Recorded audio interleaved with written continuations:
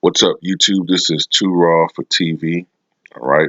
Before I get into the video, I want to remind you guys, as always, if you're watching this video and you haven't subscribed, please subscribe to Too Raw for TV.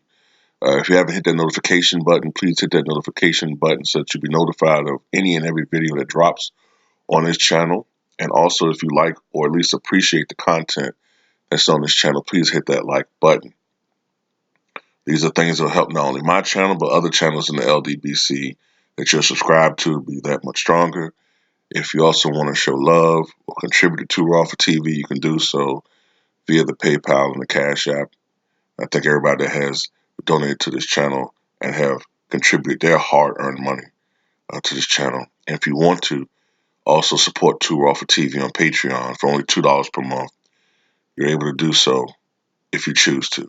Now, I'll give a shout out to D'Angelo Russell. Even though I'll never forget the bullshit he pulled when he was with the Lakers. You know what I'm saying? Uh,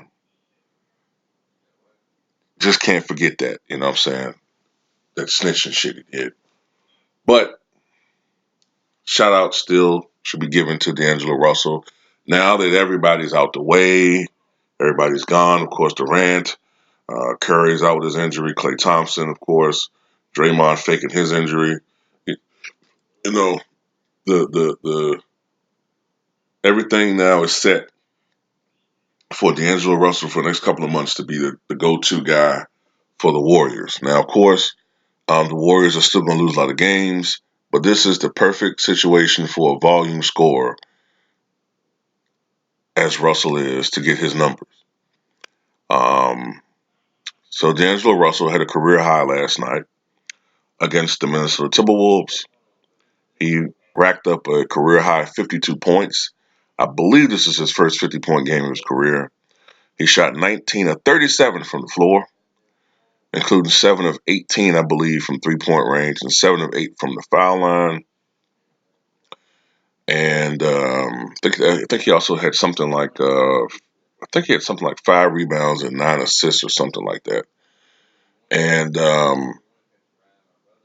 it was a great performance, individual performance, but ultimately the Warriors lost the game in overtime to the Timberwolves, and the Warriors have a rather horrible record. They lost the game, I believe, in overtime, 125 to 119, and the Warriors are now 2-7. And this is going to be just pretty much what we're going to see for the rest of the season. It's going to be a guy who's going to be shooting the ball a lot, and he's going to have some good shooting games. He's going to have some bad shooting games.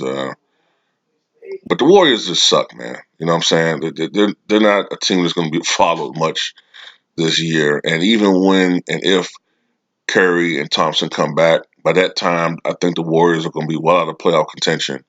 So it's almost to the point where, Curry and Clay and guys like that are going to want to play. But the organization is going to be like, why risk a chance of re-injury?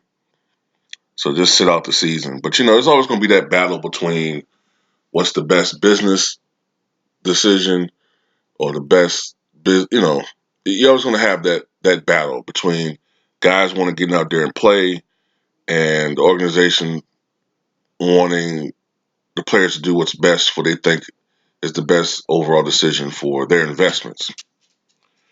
All right, so I got to say something else too. Um, I think you guys have noticed the last couple of years there's been this huge rise in 50-point games. And, I mean, mostly it's just because of the way the game is played now. You know, uh, defenses have been handcuffed, and increasingly so. This process started in the mid-1990s, but really accelerated after the Malice in the Palace. Uh, that was an era where you saw teams, even LeBron James, if you guys remember when he was with Cleveland, remember like when he was with Cleveland the first time around, and it was still commonplace to have games where the final score was like 79-77. Those days are over for the most part. Um, today's basketball, you have guys that are putting up 50-point games at an alarming rate. You know, um, of course, I'm gonna do a video on Damian Lillard. He had a career high 60 points last night, and it's like to me, 60 points is like 50 points 20 years ago, and 50 points is like 40 points 20 years ago. You know, oh man, you hating on the? I'm not hating on shit. I'm just telling you facts, man. Accept the facts. The game is played at such a faster pace. All right. That's why if you look at rebounding, it's a little inflated again. Remember, if you look at the rebounding from the 60s, which is the fastest paced era ever, where the average league score was close to 120 points, that's why the rebounding totals were so inflated. Don't get me wrong, these guys were still monster rebounders, but that's why Wilt was and Russell were averaging 20 rebounds. That's why, for their careers. And that's why Jerry Lucas had seasons averaging 20 rebounds. That's why Bob Pettit averaged 16 rebounds for his career. That's why Nate Thurman averaged 15 rebounds for his career. That's why Wes Unseld still playing on the tail, in an era with a still faster pace. That's why Wes Unseld, especially earlier in his career, had seasons averaging 18, 19 rebounds. Elvin Hayes, 18, 19 rebounds. Kareem, who we all know in the latter part of his career was not an overwhelming rebounder. At the beginning of his career, averaging 14, 15, 16 rebounds per game. A lot of it had to do with pace. Um, there's a lot more emphasis on perimeter shooting.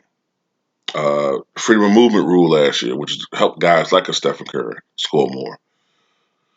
And generally speaking, guys are shooting the 3-point shot more than ever. On a per game basis, I think they're shooting it even more than they did last year.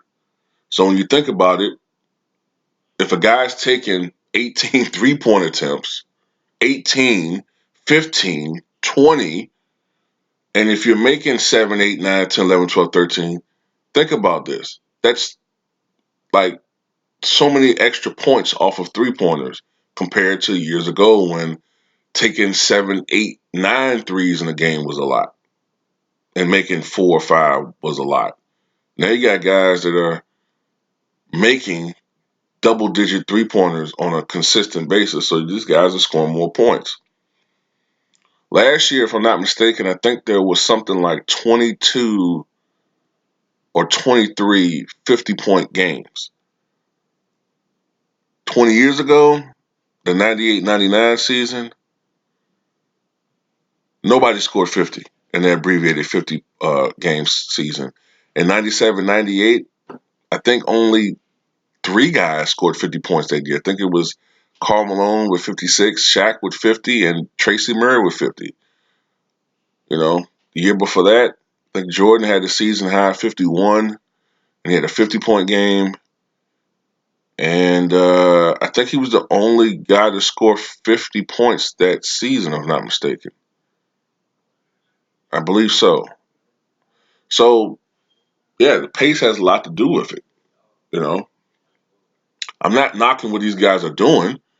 They're not at fault. They're taking full advantage of a league and the way it's set up now. But I get irritated when I read the comment section. They say, "Oh man, these guys, Clyde Drexler and them couldn't survive in this era." What the fuck are you talking about?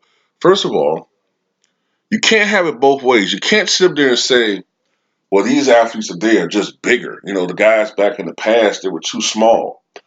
Well, since when are people who are heavier more conditioned to run up and down the court than someone who's smaller than? So okay, you can get me with the guys are bigger. Uh, the guys are bigger. Saying right, you go with that talking point, but at the same time, you can't get me with this pace shit because at the same time, guys are playing less minutes than they used to. Guys are increasingly using the load management strategy, right? So you look at guys in the past and they're playing 40 plus minutes a night, but you got guys that are playing now 30, 31, 32 minutes, 33 minutes, 29 minutes, less than 30 minutes, like a Kawhi Leonard right now. So how is it that these guys that play 40 minutes in an era that's more physical somehow couldn't run up and down the court all day? Those guys back in the day were sleeker, smaller.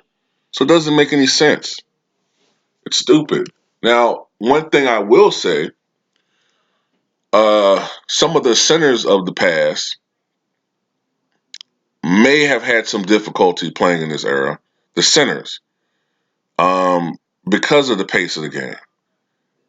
That's why a lot of the centers in the past, in the '60s, if you look at Bill Russell, you look at Wilt Chamberlain, you look at Nate Thurman, Walt Bellamy, what you noticed was that they were slimmer. Okay, like Wilt was a big guy, but Wilt was like 275, 290, but it looked slender on him. Bill Russell was 240. Nate Thurman was like 235, 240. Walt Bellamy was like 230, 235. Robert Parrish was 230. You know, in today's NBA, I'm not too sure that a guy like Shaq would be successful because of his size. I, he would have some success, but in some instances, his size would be a detriment. You've noticed how Dwight Howard lost all this weight, and now he looks, he's not the Dwight Howard of 10 years ago. That guy's gone, but you notice now that he's lost all that weight, it's not, he's more physically capable of now running up and down the court and fitting more into the way that the league plays now. You know what I'm saying?